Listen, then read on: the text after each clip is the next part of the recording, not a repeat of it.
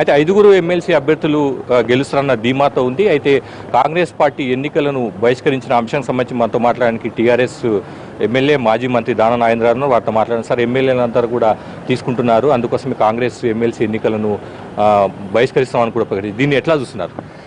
ఇది బహిష్కరణ అన్నారు, దీన్ని ఏమంటారు, పారిపోవడం అంటారు. ఫస్ట్ ఆఫ్ ఆల్ వాళ్ళ నాయకత్వం మీద వాళ్ళ నాయకులకే ఒక విశ్వాసం లేదు.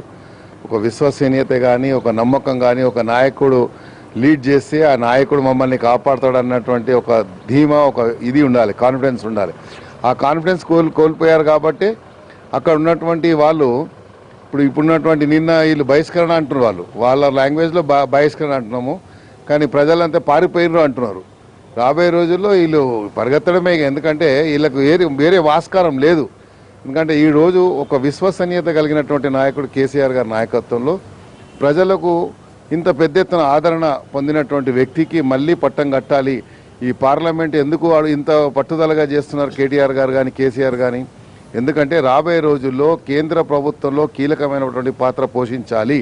అంటే నాగేంద్ర గారు, అంటే ఎమ్మెల్సీ ఎన్నికలకు సంబంధించి మాకు పూర్తి బలం ఉంది, కానీ టీఆర్ఎస్ఏ బలం లేకుండా కూడా 5వ అభ్యర్థి నిలబెట్టిందనేది ప్రధానమైన ఆరోపణ వాళ్ళు. ఇప్పుడు పూర్తి బలం అంటే ఈరోజు 20 మంది కావాలా. 20 మందిలో మేము అడగకుండానే ముందు 2 రావడం జరిగింది. టీడీపీ నుంచి ఒక అభ్యర్థి రావడం జరిగింది. ముగ్గురు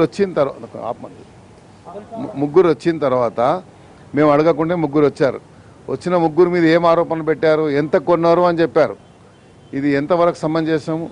ఒక ట్రేడ్ మన ఒక ఎస్టీకి సంబంధించి, ఒక గోండుకు సంబంధించినటువంటి కుటుంబాల వారు వస్తే వాళ్ళ మీద మీరు అలాంటి ఆరోపణ చేయడం ఎంతవరకు సమంజసం? వాళ్లకు నియోజకవర్గంలో ఇన్నిసార్లు గెలిచినా అభివృద్ధి కార్యక్రమాలు జరుగుతలేవు అన్నటువంటి ఈ యొక్క ముఖ్యమంత్రి ఉంటేనే, ఈ ప్రభుత్వం ఉంటేనే అభివృద్ధి జరుగుతుంది, ప్రజల్లో మేము తలకాయ ఎత్తుకొని తిరగగలుగుతామన్నటువంటి ధీమాతో వచ్చారు. ఈరోజు 16 పార్లమెంట్లు ఎందుకు గెలవాలనుకుంటారు కేసీఆర్ గారు? కేంద్రంలో ఒక కీలకమైనటువంటి పాత్ర పోషించినప్పుడే మనకు కావాల్సిన నిధులు కానీ, నిధులు నియామకాలు ఇవన్నీ మనం ఎందుకు అంటున్నాము?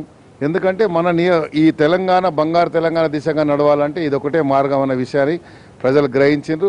రేపు మీరు చూడండి, అభ్యర్థులు దొరకడం లేదు, వీళ్ళు అభ్యర్థులే పారిపోతుంటే ఇక నాయకులు ఏంది? ఓకే, మొత్తం మీద 5గురు ఎమ్మెల్సీ అభ్యర్థులు గెలుస్తారన్న ధీమా టీఆర్ఎస్ పార్టీలో వ్యక్తమవుతుంది. వారు ఎన్నికలను బహిష్కరించలేదు, ఎన్నికల నుంచి పారిపోయారన్న విమర్శలను కూడా టీఆర్ఎస్ వైపు నుంచి